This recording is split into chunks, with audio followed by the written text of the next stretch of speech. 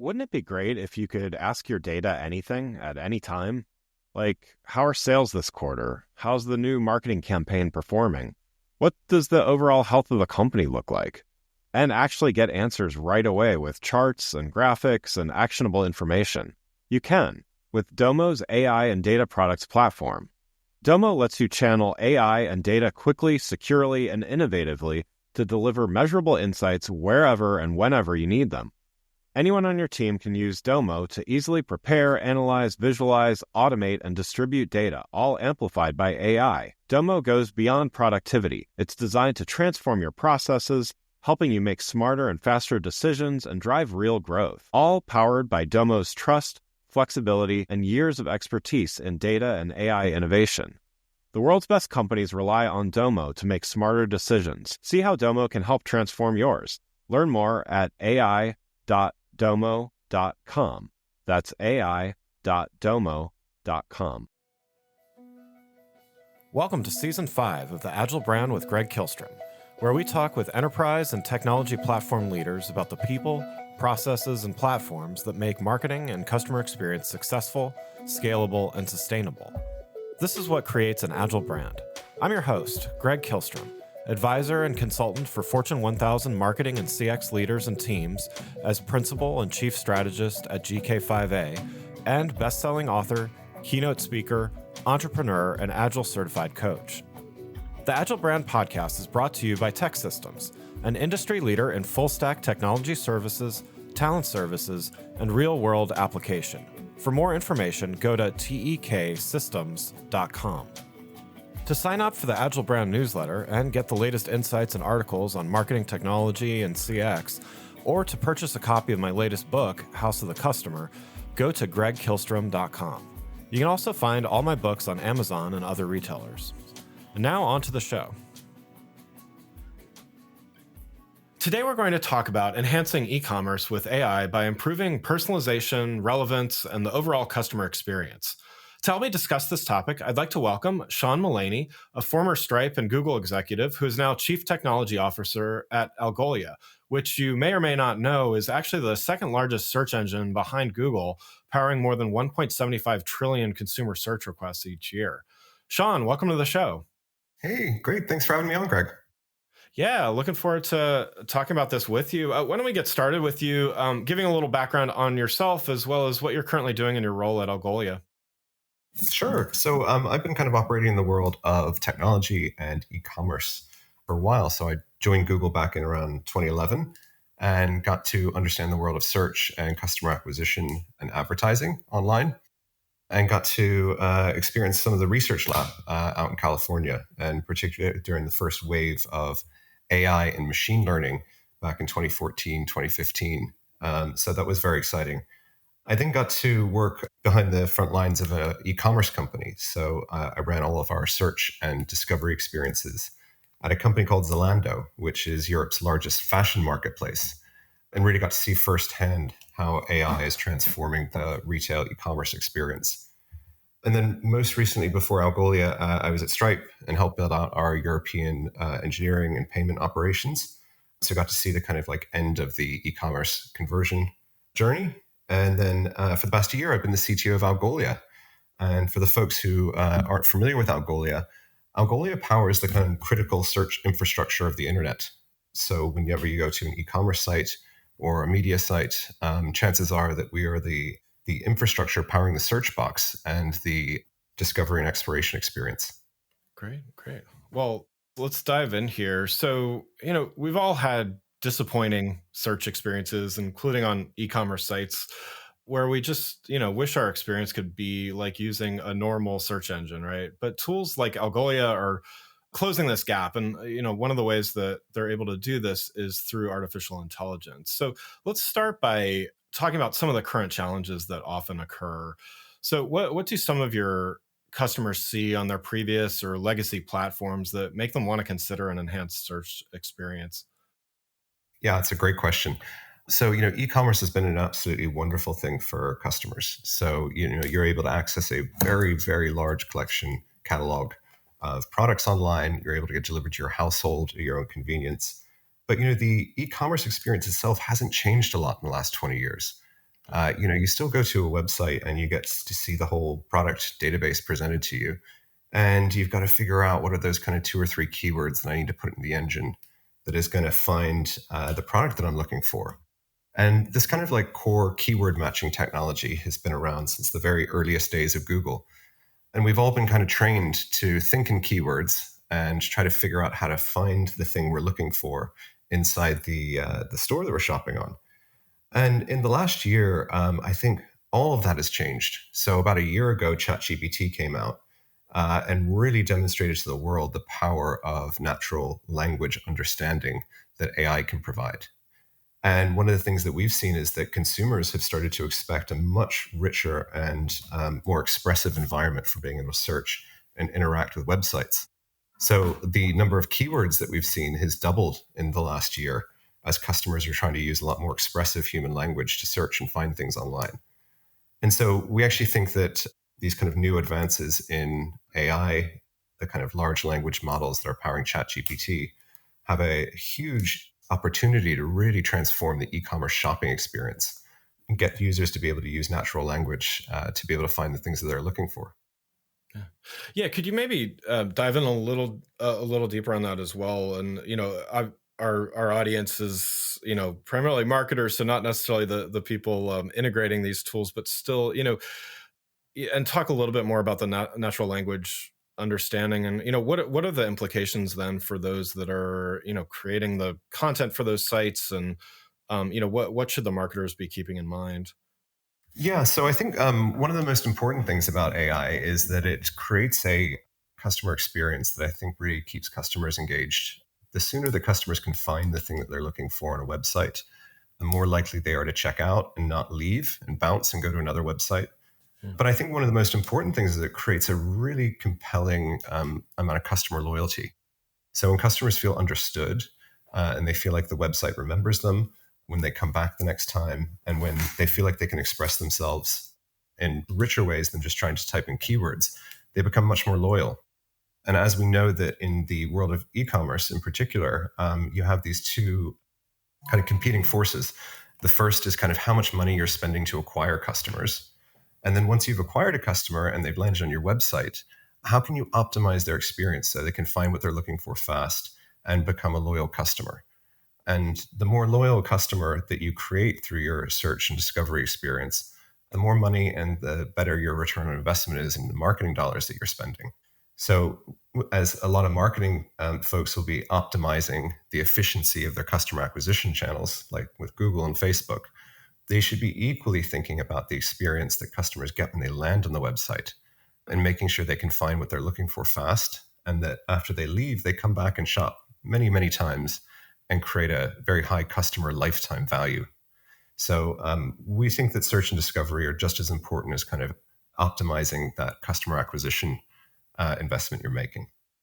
Yeah, I mean, that's such an important point of, marketers spend so much time getting people to a site, and then, when they have a less than stellar experience, I've talked a lot on the show about customer lifetime value, and, just the importance of building that loyalty. But, one of those things is exactly what you just said, which is feeling understood, and like the brand really gets, where they're coming from. That's great.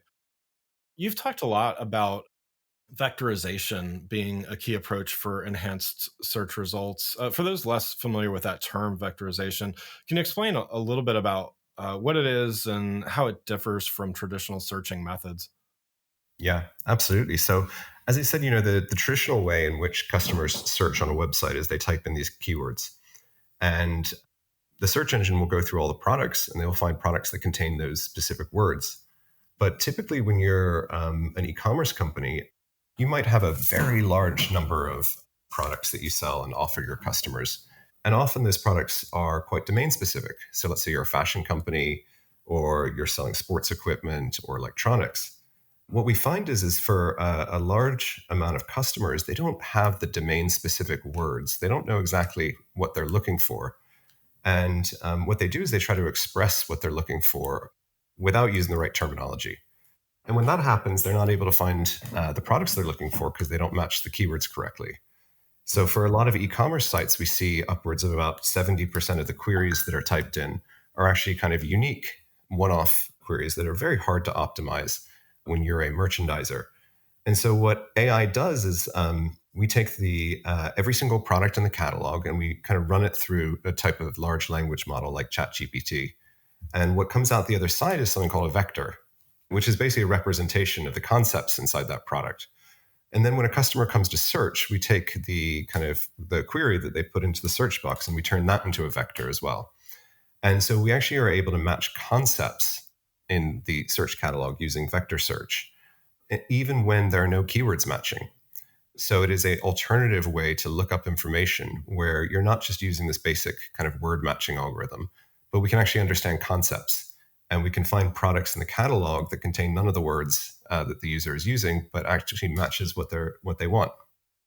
Yeah, that's interesting, and that also means that the people entering the products on the site or in databases or whatever don't also have to be responsible for trying to think of synonyms or anything Yeah, like that. That's yeah, yeah, and I'll give you a couple examples. So, yeah, if you're turning up to kind of a website for a pharmacy, and you want something to help, let's say your baby's crying, you might actually type in just kind of the problem that you have, like baby's yeah, crying or won't stop crying, and what you're looking for is colic medicine, but you may not know how to spell it, or you may not even know that that's the term for it. But we're able to kind of like match the concept of baby crying with the specific type of medicine.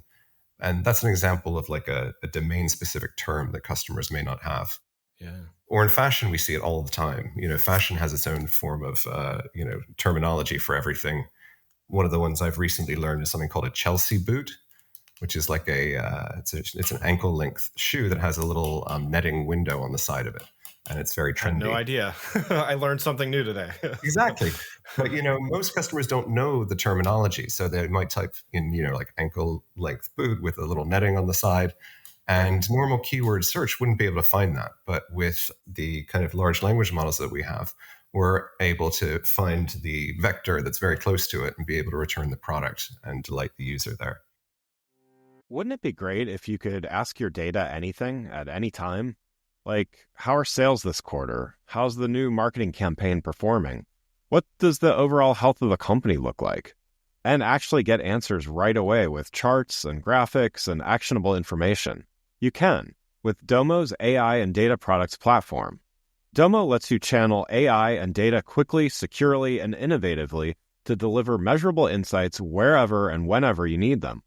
Anyone on your team can use Domo to easily prepare, analyze, visualize, automate, and distribute data, all amplified by AI. Domo goes beyond productivity. It's designed to transform your processes, helping you make smarter and faster decisions and drive real growth. All powered by Domo's trust, flexibility, and years of expertise in data and AI innovation.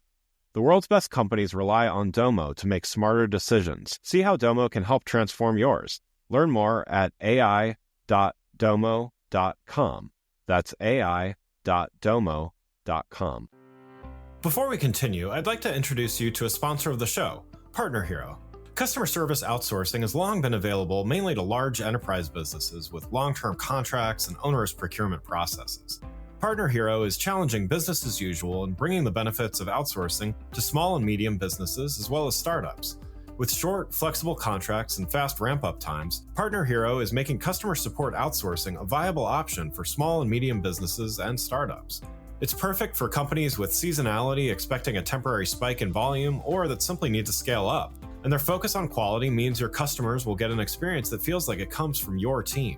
If you're ready to bring in outside customer support help for your company that feels like it's part of your existing team, check out Partner Hero. Head on over to partnerhero.com/agile, that's partnerhero.com/agile to book a free consultation with their solutions team. Mention you heard about Partner Hero from the Agile brand and they'll waive the setup fee. Now let's get back to the show. So yeah, let's keep talking. We've touched a little bit on the e-commerce search experience from the customer perspective, but want to talk a little bit more about it. How are you seeing relevance and personalization and e-commerce search results impacting consumer behavior? You mentioned they're being a little more freer with the keywords that they type in, but what about things like click-through rates, reducing bounce rates, overall user experience? How are you seeing that evolve? Well, customers are becoming much more demanding. And if customers aren't able to find information or see value very quickly on your website, they will bounce and they will go somewhere else. So I think the standards and quality that your search experience needs definitely has to meet the expectations of a very demanding consumer and a competitive environment at the moment. And so, we think that AI has a lot of roles to play. So we talked about how we can understand human language, but we also think that personalization using AI is extremely important. So as a customer lands on your web page, the searches they type in, the products that they click on, the categories that they select, all of these are clues about what they're looking for and what their preferences are. And we're able to personalize the results as you go through the experience. And most importantly, after you buy something, customers come back and they don't want to have to go through that whole process again. And so we're able to very quickly personalize the results and using an AI profile for every customer, be able to present an experience to them that they think is really truly kind of meets their kind of expectations and inspires them. But we're also able to use AI to figure out things like popularity and trends. So, and things like fashion, electronics, and stuff, trends move very quickly. And so we can use the aggregate information from all of the shoppers to understand which items are bought together, what the most popular items are. We can surface things that are new in for the customer. And we can even do things like figure out what category of item you're looking for to restrict the search results and create a much more precise answer. So we talk about end-to-end AI, where we're able to both understand the query using AI. We're able to then understand the popularity of different results, personalize for an individual user, and use this kind of vector retrieval. And all of that comes together into a much more compelling experience. And what we've seen is that when you present this experience to users, they're just far more likely to find the products that they're looking for. And then they're far more likely to come back to your website and become a loyal user and to drive a higher lifetime value. Yeah, yeah.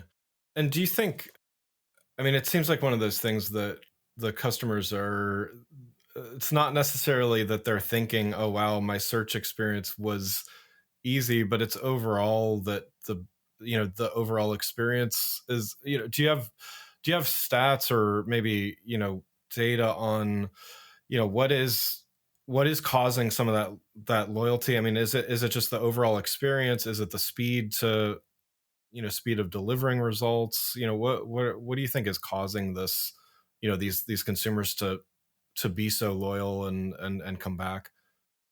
Yeah, there's actually some really fascinating research about this kind of information gain, which is when a customer arrives at your website, how fast they're able to actually gain knowledge and information and find what they're looking for. And it turns out that our brains are really attuned to foraging. So when we were hunter gatherers, our brains evolved to understand when we go out to forage whether or not the patch of land or the area that we're looking at is going to give us a high return for a certain amount of energy.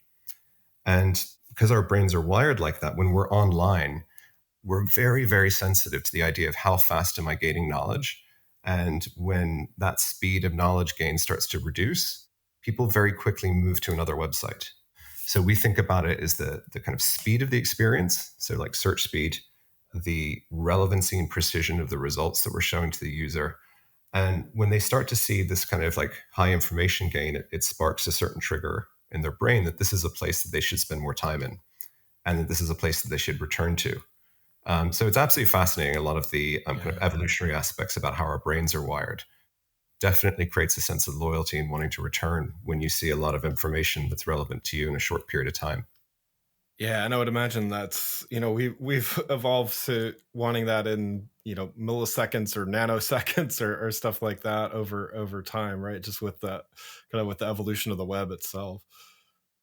Can you talk about, let's a company that wants to have this kind of search experience and this kind of e-commerce experience, are there any challenges or hurdles that they need to overcome? Like what sets them up for success in doing this that they may not have already? Yeah, it's a great question. So the first thing is that the kind of basic keyword search technology has been around for a while. And the first kind of decision that customers need to make is, do we buy this from a platform like Algolia, or do we try to build it ourselves? And to be honest, that may have been an interesting discussion to have, over the last 5 to 10 years. But now in the world of AI, it's really, really difficult for companies to be able to build these AI products themselves. And so what we're seeing is a lot more companies are turning to vendors and solutions like us, who out of the box can get them up and running with some pretty advanced AI, with very little configuration and very little engineering effort. The second thing customers need to understand is that the events and actions that customers take on their website are like the most important thing to train and drive the performance of these AI algorithms. So all of our customers are encouraged to send us the events, the clicks, the conversions, what products are purchased, so that the AI can in real time get more and more optimal for their website and their use cases. So sending the events and the data analytics to the search and discovery experience provider is a really important part of the setup nowadays. Yeah, I mean, I would imagine, as with most AI, ML type things, that you need the more data, the better usually, right? So, the having all that information and being able to parse what's valuable and what's not probably helps the platform learn more quickly as well, right?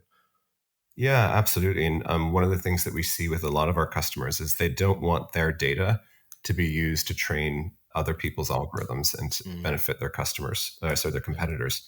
And so we try to isolate the data and we train custom models for each of the websites that we power. So it's absolutely essential that we get that data so that we can create a model that's optimized specifically for one site.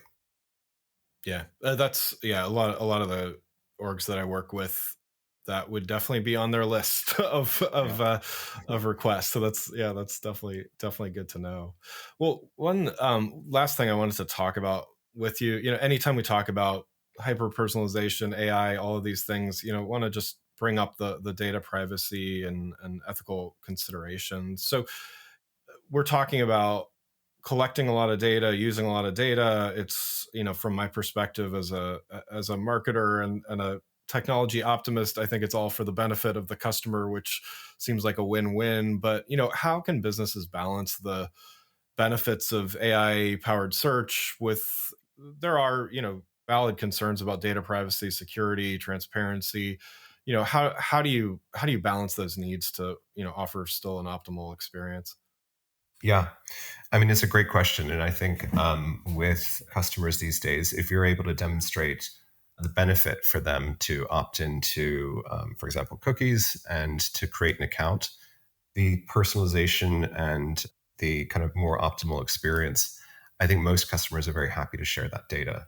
Yeah. But obviously, you want to be working with a partner like Algolia that has all of the kind of highest levels of security, GDPR, and PII compliance, because it is actually kind of tricky to manage to secure and use the kind of data correctly. So again, the world of data collection and privacy has become far more complex these days. And for a lot of kind of e-commerce sites, it makes much more sense to work with a partner than try to figure all of that out themselves. Yeah. Yeah, makes sense. Well, Sean, thanks so much for joining the show. One last question before we wrap up here. So, looking ahead, you're certainly at the forefront of e-commerce and search trends here. What trends or changes do you see shaping the future of e-commerce? Whether that's search results, personalization through AI, kind of all of the above of what we talked about. What should we be expecting in the next couple of years? Yeah, well, listen, I mean, I think we've only just started to see the beginning of how natural language understanding and AI is going to help really improve the experience for shoppers. One of the things I'm most excited about is moving to a more conversational search experience where you can get the kind of personal shopping, personal assistant experience to help guide you through the store and also educate you on domain specific things, let's say fashion or electronics. I always think there are a lot of folks who want to buy a TV or want to buy a piece of electronics and they don't have the first clue about like where to look. Right. Hence why the kind of like genius in the retail store is always a very popular model for helping customers. But that doesn't really scale very well on the internet. We can't have a human genius with us every time we're in an e-commerce store shopping. So I do think that this kind of using chat GPT like experiences on an actual shopping store is going to become a much more important part of the experience, and getting kind of guided personal recommendations and expert advice. So I think that's really going to help bring the shopping online experience to the same par as going into a retail store and getting a assistance from someone. Yeah, that's great. Well, again, I'd like to thank Sean Mullaney, Chief Technology Officer at Algolia, for joining the show. You can learn more about Sean and Algolia by following the links in the show notes. Thanks again for listening to the Agile Brand with Greg Kihlstrom podcast, brought to you by Tech Systems. If you enjoyed the show, please take a minute to subscribe on your podcast channel of choice and leave us a rating so that others can find the show more easily. You can access more episodes of the show at www.gregkihlstrom.com. That's GregKihlstrom.com. To get a copy of my latest book, House of the Customer, visit my website, or you can find it on Amazon or other retailers. The Agile Brand is produced by Missing Link, a Latina-owned, strategy-driven, creatively fueled production co-op. From ideation to creation, they craft human connections through intelligent, engaging, and informative content. Until next time, stay agile.